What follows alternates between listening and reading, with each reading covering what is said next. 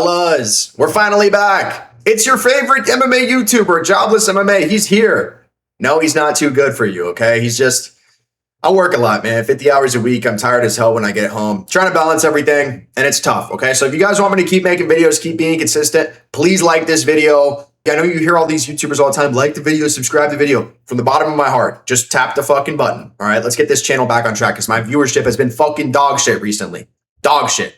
Anyways, today we're going to be talking about UFC fighters that could be brothers. And I'm not talking about looks, okay? I'm talking about fight style, personality, basically everything besides looks, because I think looks is pretty fucking stupid. You know, it's a little bit too simple for us. We've got some pretty discerning minds watching this channel. So I'll talk about some comparisons I see in terms of fight style and aura and personality and all this shit. Starting off, a pretty common one. A lot of people make this one. I think it's very fair. Jiří Procházka and Tony Ferguson. Both of them are crazy. Their fight styles are predicated on taking a lot of damage. They train like that too. Like we're talking about kicking telephone poles, elbowing trees. What's that shit called that Jiří does? You know, where he takes himself into a dark chamber for days and all this shit. Tony's running and training with Goggins. That's definitely a lot of it. Pain is the name of the game with these two athletes. Taking damage. These guys are going forward. They're taking a lot of shots. They're trying to gas out the opponent, kind of just cockroach their way into winning fights. Very unorthodox too, I think, both of these guys. A lot of head movement. They're both all over the place. Their shots coming from weird angles. It's not something you could ever really train. They're very unique personalities.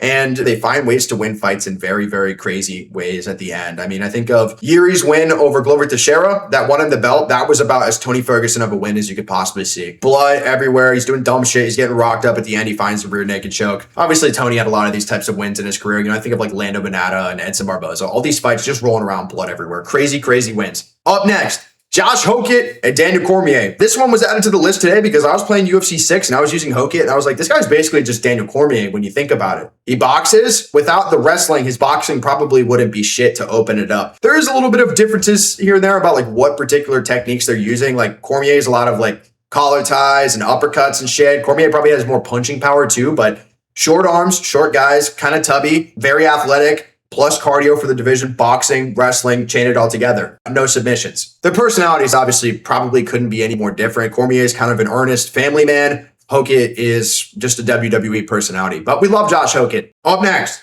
Anderson Silva and Israel the Last Stylebender Adesanya. There's some similarities in terms of the fight style. Number one we think of is like cool kicks, good head movement, really good head movement, and counter strikers. Other than that, though, I think they're pretty similar in terms of like their trajectory in UFC history, how they're going to be remembered. Both of them are very slick, amazing striking champions who aren't the most physically intimidating. I mean, you could argue that Adesanya is pretty physically intimidating. The guy is huge. Kind of skinny guys, you know, who never really took people down. Kind of just, they both have this ability to, if you guys have ever seen the movie Click, that shit's fire, by the way. Click is a fire movie. They got that click remote. There's moments where everything is moving so fast. They got guys running at them, the scariest men in the world running at them and winging punches and trying to take them down. And it's almost like they can press the remote and pause and get themselves out of that situation or find a way to win that 50-50. That's what they both have. It's almost like, you know, in Red Dead Redemption, you press in the sticks and you can slow down the game. Same in GTA. Like if you're driving with Franklin, it's that type of shit. They both have that X factor, composure ability, and they're going to be remembered pretty similarly. Guys, Anderson Silva gets a lot of disrespect on an all-time list. Like I saw Tony Has Died put him outside the top 15. That's fucking insane, bro. There's a whole argument we could do for that, but Adesanya on the trajectory he's on is probably going to find himself in a pretty similar position. The guy, he can't hang it up. And he's getting beaten up by a lot of guys that, you know, I'm not sure if in his prime he's losing to Joe Pyfer. I think maybe he could.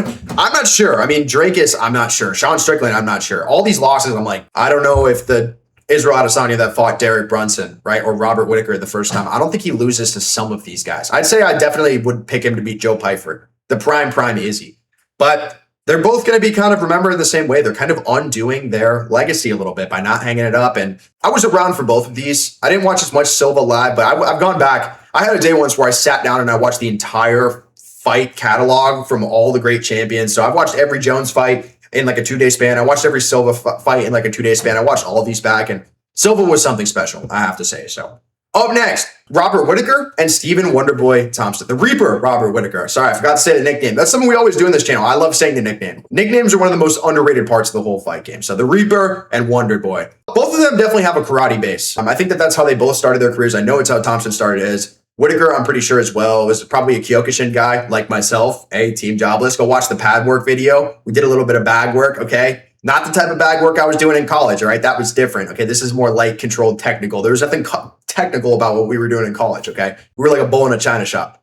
Anyways, they're karate guys. I think that's pretty rare in MMA. You see it in their footwork. Both of them are kind of in and out, bouncing, just like Team Jobless. Go watch the fucking footage. I told you to. And they're both incredibly nice guys. They're just so pleasant, and you never hear them say anything bad about an opponent, even when an opponent is not graceful and says bad things about them. Like, you've never heard these guys say a bad thing in their life. They're amazing dads. I think that these guys, actually, I don't even know if Thompson's a dad. I'm assuming he is, but I see Thompson train kids, right?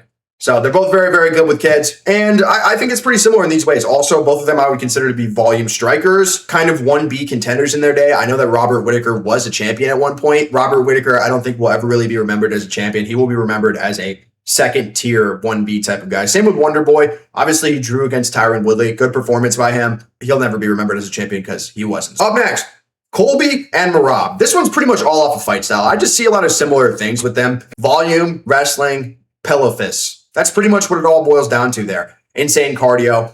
Merab was basically the best version that we've ever seen of Colby Covington, able to add new things in, and neither of them could really ever hurt people with their hands, but Merab's got a better submission game, and Merab's probably a little bit more physically imposing, I would say. Merab could really maul people, I'd say. So that's the big difference, but I see it a ton in their fight style. I think that Colby is kind of the trailblazer of this style a little bit, at least in the modern age. He's probably the first guy I saw that would really, really do this to people. So I think it's a fair comparison. In terms of their personalities, there are some similarities. Both of them are pretty outgoing. They're pretty active on social media. Both of them will talk shit to the opponent. Obviously, Colby is just like way more of all of these things than Merab is, but it's pretty similar. So we'll put him there. Up next, a very similar comparison to the last one, as we have one guy who's not in the UFC anymore, and we have one guy who is. There's been so many fighters that fit this archetype, so there's a lot of other names you could throw in here, but I've got Mark Hunt, and I've got Derek Lewis. Guys never really developed in their games at all with insane one-hitter quitter power. G's. Remembered in the game for being complete G's. These are two guys who would fight anyone. We know about Mark Hunt with the lawsuit stuff with Brock Lesnar, fighting a prime Brock Lesnar. Mark Hunt's just like a fat overhand, right? Derek Lewis would go out there and he'd fight anyone. He fought Cyril Gane, Cormier, anybody. Lost a lot of fights too. That's another thing I see. They both have some terrible losses where you watch it and you're like, how is this guy even a pro fighter? This guy shouldn't have even been in the UFC. Mark Hunt ended his career with a very bad record. I think about an even record in his whole MMA career, which is crazy. I'm not talking about the UFC, but Lewis is on his way there right now. I'm not sure Derek Lewis is going to hang it all up, but he probably should soon. Up next, there's a lot of guys I could compare to Diego Lopez, and it was a pretty hard choice of which one to go with. I'm going with Charles Oliveira, though. I think it's fair. With this comparison, we're talking about two guys who are running at you and crashing into you, winging big shots at you. Someone's going down, or they're going to wrap you up and submit you. I think it's pretty comparable in this way. Both of them kind of have their chins in the air. They're not the best in terms of outside fighting, especially Charles Oliveira. I see this guy all the time. He's coming in, he's throwing front kicks, and it's crazy. Front kicks and crazy flying knees and all types of nasty stuff, but he gets caught a lot coming in. And Diego Lopez is kind of in the same boat as well. I saw him in that fight against Steve Garcia. He was getting clipped up in the first 7 minutes of that fight. It wasn't really good. And I see them kind of being plagued by some of these same issues, even though they're both really, really good fighters. So I think that Diego Lopez will develop into being Charles Oliveira later in his career, a guy with an insane highlight reel, all types of hits, probably some big accomplishments, maybe a title at some point for Diego Lopez. But I think he'll also have a lot of low points where he'll be getting his ass beat because at some point his chin's got to go. And even if his chin doesn't go, he still might get TKO'd in some of these fights because he has taken a lot of damage. Up next, this one's pretty interesting. There's a lot of different ways to go with this. I'm talking about Justin Gaethje. Put him on the left side of the screen, editor. Good boy. I'm the editor, guys. I wish I had a fucking editor. But there's a lot of guys you could compare Justin Gaethje to. And you could do Dustin. Dustin and him have had a pretty similar trajectory, although Gaethje just got the belt, so kind of a different deal. You could do Max. But for this one, I'm going to go with Michael Chandler. I think it's a good one. Both of these guys have a wrestling base, even though they don't wrestle at all. Both of them were very, very good wrestlers. It kind of helps them with their brawling. That's what they're known for, crazy brawls. They also both have lapses in judgment sometimes where they do really, really stupid shit. Justin Gaethje's been able to kind of correct it. At this late point in his career, he just got a title off of kind of being a little bit more economical with the crashing in and stuff. Michael Chandler, I think it's just too late for Michael Chandler. In that roofie fight, he looked outmatched physically, which is not something I've really ever seen from Michael Chandler. He looked like a smaller guy. He looked like a withered old featherweight in that fight. Not good stuff. Up next, this one's a pretty easy comp. Francis, the Predator Ngannou versus Atiba what is he? The Silent Assassin or the Hurricane? I think he's changed it from one to the other. Gautier. Both of them, Cameroonian, tons of aura, silent guys. Atiba Gautier, the Silent Assassin. Neither of these guys talks too heavy. They're both known for being pretty humble guys as well. And they both have crazy genetics, crazy physique. Like Gautier, I was thinking about this the other day when I was driving. I was thinking about him in particular because I was thinking about this video. And I was thinking, how long would it take of this guy sitting on the couch doing nothing but eating pizza and Twinkies and all types of bullshit for this guy to be considered fat? Like what you would consider a person to be fat? Because his genetics are insane. I bet you this guy, it could be a year straight of eating Twinkies and pizza and all this stuff. And this guy would never fucking get fat. And Nganou's just a complete monster too. He's basically just Gautier, 6'4", 265 pounds. But these guys could definitely be brothers. The nationality's there. The way that they come up into the game kind of out of nowhere and they're just sliming people out. Very, very impressive. And finally, the last one of the video. This one gets me very, very excited to talk about. Edson Jr. Barboza. There's a lot of guys you could compare him to. I think Jose Aldo's a good one, but we already did Jose Aldo in this video. So I'm going to go with one of my favorite fighters in history, a guy I've really never had a chance to talk about on this channel, but man, do I love him, okay? Talking about Thiago Marreta Santos. These two, I think they could be brothers. Both of them have finishes with wide array of techniques, and some of them are the same techniques. They both have flying knees. They both have leg kicks, I believe. They both have, I think, spinning wheel kick knockout. Yeah, they definitely do. Spinning wheel kick knockouts for the both of them. Punches as well. All over the place. Super exciting, but never could really crack into that top level. They have different martial arts bases. Edson is kind of a classic Muay Thai guy. A lot of calf kicks. That's not really something you see as much from Santos. Santos is all over the place. I'd call him like a freestyle fighter, but oh man, I don't know if Santos is still fighting. I'm talking about him in the present tense. He was a freestyle fighter, okay? I think he's done now. He was getting slimed out of the PFL and shit, but capoeira base for Santos. A lot of crazy ass kicks, a lot of super acrobatic stuff, but Santos was amazing in his time. And one more thing I wanted to add. We're talking about Edson. I was talking about Edson on stream a couple days ago. I love this guy. I think a lot of us do. We really appreciate him. I wanted to have a little time where I talk about him because I never really had that.